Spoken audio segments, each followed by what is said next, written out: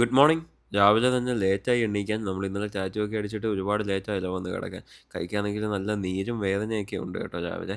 ഉറക്കം എണീറ്റ് നേരെ താഴോട്ട് ചെന്നപ്പോഴത്തേക്കിനും അമ്മ ദോശയൊക്കെ ചുട്ടുകൊണ്ടിരിക്കുന്നു. ഞാൻ പിന്നെ സാൻഡി അഴിച്ചു വിട്ട് കുറച്ച് സമയം അവളുടെ കൂടെ കളിച്ചു കേട്ടോ. ഞാനും ആളും കൂടി.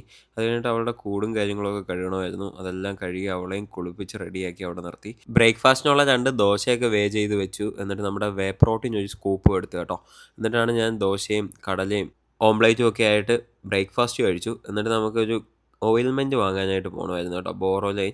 അപ്പോൾ ഞാനത് വാങ്ങി. നമ്മുടെ ടാറ്റു ആർട്ടിസ്റ്റ് പറഞ്ഞതാണേ. എന്നിട്ടത് ജസ്റ്റ് കുളിച്ചതിന് ശേഷം അപ്ലൈ ചെയ്ത് കൊടുക്കാൻ പറഞ്ഞു. ഞാൻ അതെല്ലാം അപ്ലൈ ചെയ്ത് കൊടുത്തു കേട്ടോ. എന്നിട്ട് ഉച്ചയായപ്പോഴത്തേക്കിനും മാളുവിനെ PSC കോച്ചിങ്ങിന് പോയി വിളിച്ചുകൊണ്ട് വന്നു. എന്നിട്ട് നമ്മുടെ ചോറ്, അവിയൽ, ചിക്കൻ ബ്രസ്റ്റ്, പാവയ്ക്കയൊക്കെ ആയിട്ട് ലഞ്ചും കാര്യങ്ങളും കഴിച്ചു.